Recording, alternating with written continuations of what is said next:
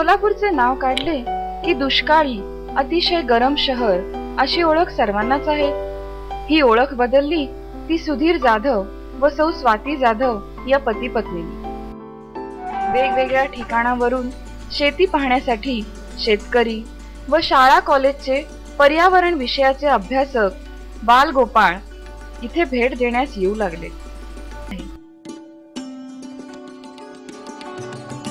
चला तर मग हा कृषी पर्यटनाचा आनंद घेण्यासाठी आपण जाऊया देगाव येथील वानप्रस्थ कृषी पर्यटनात।